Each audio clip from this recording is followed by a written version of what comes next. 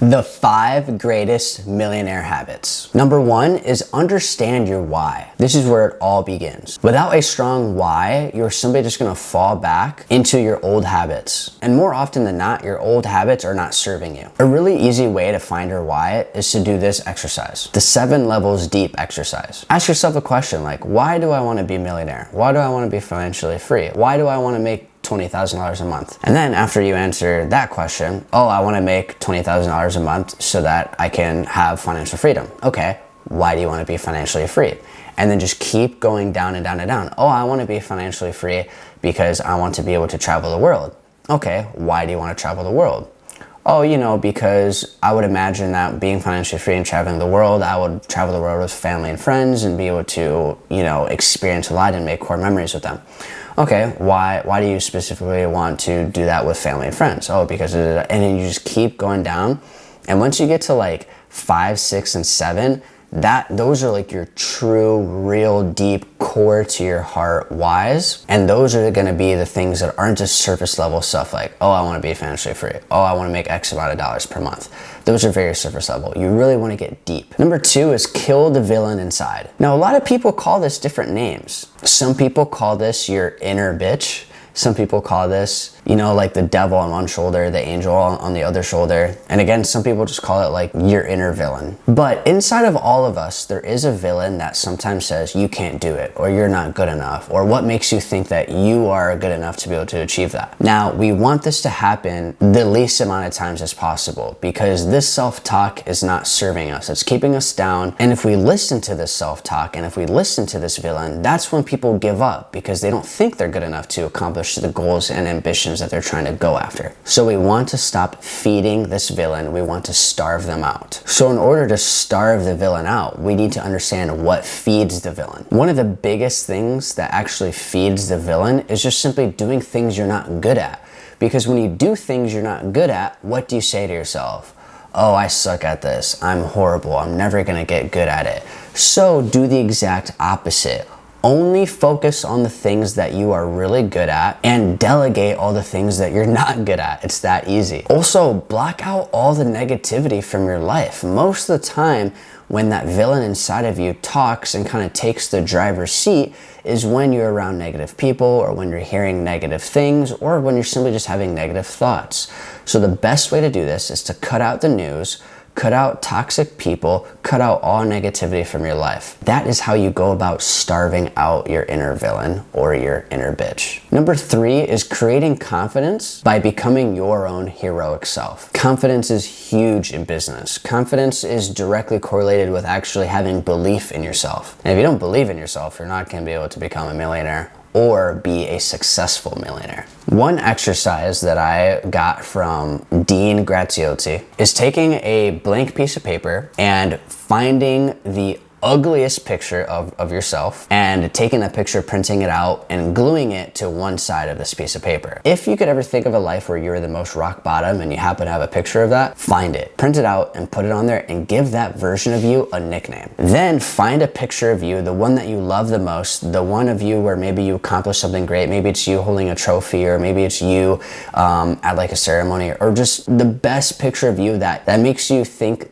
very highly of yourself whenever you find that picture. Glue it next to the bad picture and then give yourself another nickname. So there's this version of you and there's the other version of you. Whenever you're feeling down, look at that bad version of yourself and look at that nickname and be like, dang, do I really want to be this name?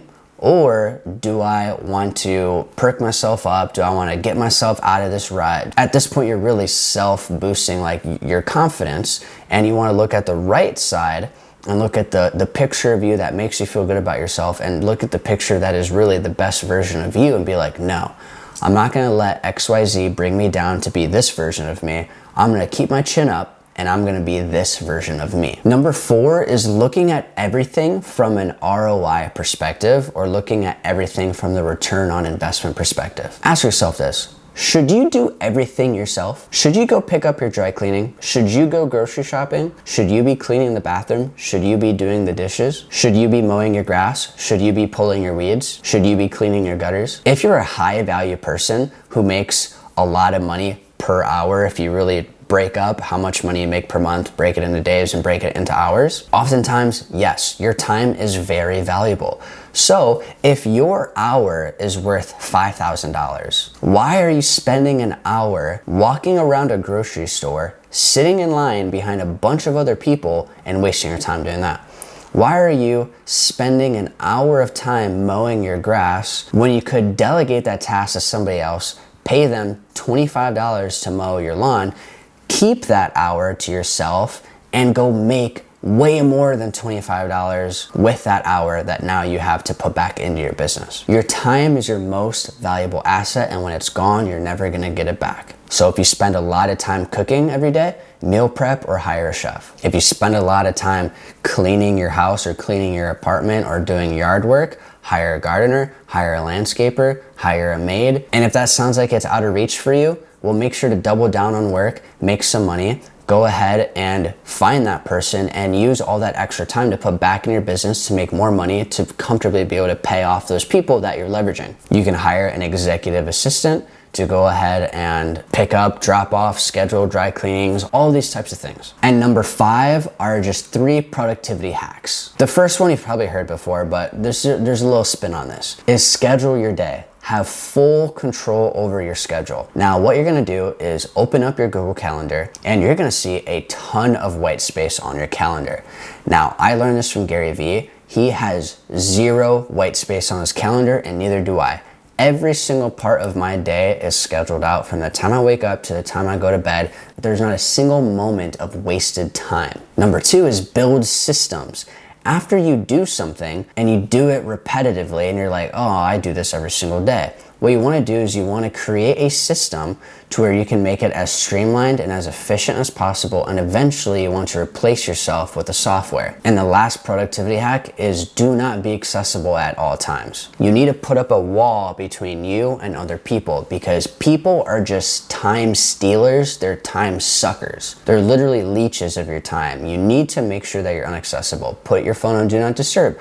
Don't let people book on your calendar. Tell people not to call you between this time and this time. Because again, your time should be focused on pushing the needle forward, not on dealing with a bunch of people, really. Again, that's why an executive assistant is highly recommended. Your executive assistant can literally be the filter between who gets to communicate with you and who doesn't. All the emails that get sent to you, you can have them automatically get forwarded to your executive assistant.